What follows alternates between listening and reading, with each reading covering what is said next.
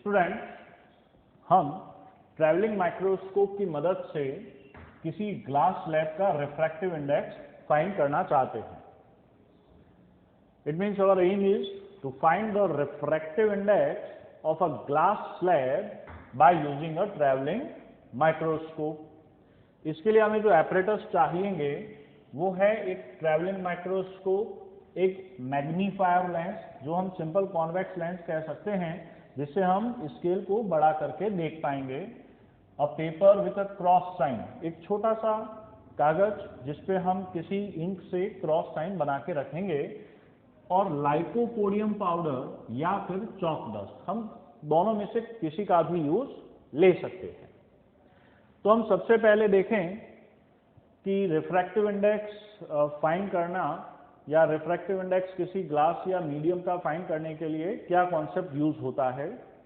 तो हम जानते हैं कि अगर किसी लिक्विड से भरे कंटेनर को हम ऊपर से देखते हैं तो उसका बॉटम हमें ऊपर की तरफ उठा हुआ दिखता है, जिसे हम एपरेंट हाइट कहते हैं।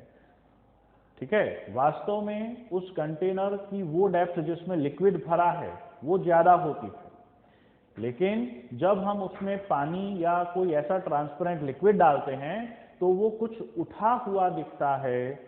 ठीक है, ये रिफ्रैक्शन की वजह से होता है।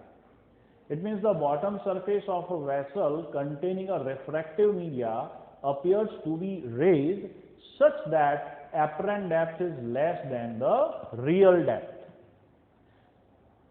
इसको हम रे डायग्राम से समझते हैं बेटा।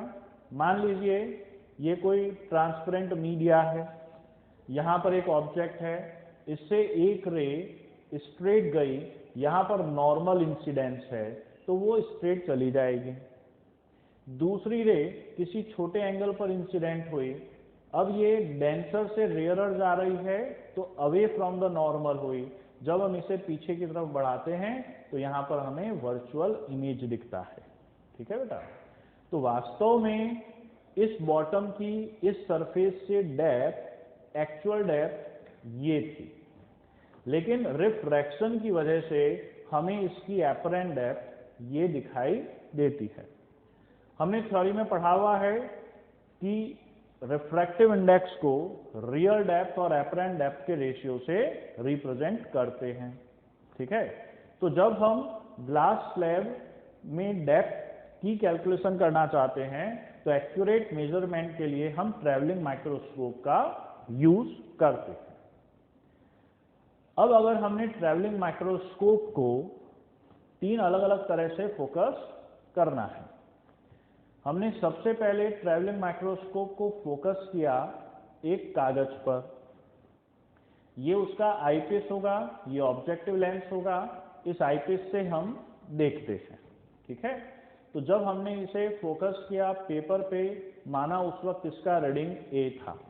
अब ट्रैवलिंग माइक्रोस्कोप का रीडिंग लेना कैसे है वो अभी हम थोड़ी देर में देखते हैं।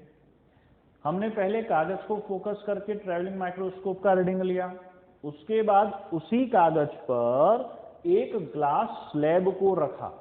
ठीक है, तो ग्लास स्लैब का बॉटम ऊपर उठा हुआ दिखेगा, हम उसको फोकस करते हैं और उस समय उस माइक्रोस्कोप का रीडिंग बी था।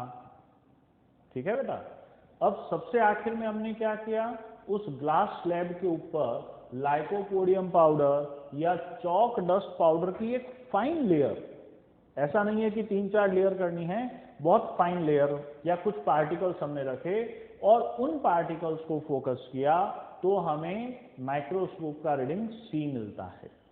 ठीक है, तो वास्तव में रियल डेप्थ जो थी वो ये थी बेटा, है ना। तो इस रियल डेप्थ की कैलकुलेशन क्या होगी, सी माइनस ए, लेकिन ये उसकी एपरेंट डेप्थ है, इस एपरेंट डेप्थ का रीडिंग होगा C माइनस बी। तो हमारे पास real depth C minus A और apparent depth C minus B आया। तो इस तरह से इसका रिफ्रैक्टिव इंडेक्स जो हुआ mu equal to C minus A C minus B आएगा। अब हम इसके ऑब्जर्वेशन की बात करें तो यहां पर जो हम यूज लेते हैं माइक्रोस्कोप, उसमें 2 तरह का स्केल होता है, एक मेन स्केल होता है और एक वर्नियर स्केल होता है। तो हम इस इंस्ट्रूमेंट का लीस्ट काउंट फाइंड करना चाहते हैं। लीस्ट काउंट क्या होता है? लीस्ट काउंट वो smallest value which can be measured by that instrument. ठीक है, तो यहां पर ट्रैवलिंग माइक्रोस्कोप का लीस्ट काउंट फाइंड करने का फॉर्मूला क्या होता है? 1 division of main scale divided by number of division on vernier scale. जब हम ट्रैवलिंग माइक्रोस्कोप का मेन स्केल देखेंगे, उसका जो स्मॉलेस्ट पार्ट होता है वो 1/2 mm का होता है, मतलब 1 मिलीमीटर का भी आधा पार्ट। ठीक है, तो 1 डिवीजन ऑफ मेन स्केल हुआ 0.5 mm, और वर्नियर स्केल डिवीजन, जैसे मेन स्केल यहां होता है, वर्नियर स्केल इसके इस तरह से स्लाइड करता है, उस वर्नियर स्केल में 50 डिविजन्स होते हैं। ठीक है, तो 0.5 mm डिवाइडेड बाय 50, हमने मिलीमीटर को सेंटीमीटर में कन्वर्ट किया, तो ये हो गया 0.5 सेंटीमीटर डिवाइडेड बाय 500। डेसिमल हटा देते हैं बेटा, तो it is 5/5000 centimetre, and hence our least count is 0.001 centimetre. ध्यान रहे, इसका लीस्ट काउंट 0.001 सेंटीमीटर है। इसका मतलब इसके मेजरमेंट काफी एक्यूरेट होते हैं। ठीक है, अब कोई रीडिंग कैसे लेनी है? तो हम रीडिंग कैसे लेंगे? सबसे पहले हम देखेंगे कि वर्नियर स्केल का जो जीरो है, जो यूं स्लाइड कर रहा है, उस वर्नियर स्केल का जीरो मेन स्केल के कौन से डिवीजन पर है। ठीक है, वो हमारा कहलाएगा मेन स्केल रीडिंग।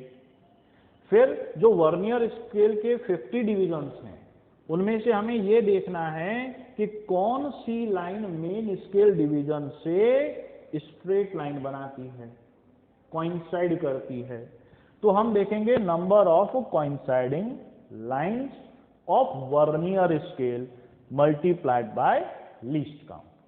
तो हमारा माइक्रोस्कोप का जो रीडिंग होगा वो होगा main scale reading plus number of coinciding line multiplied by least count.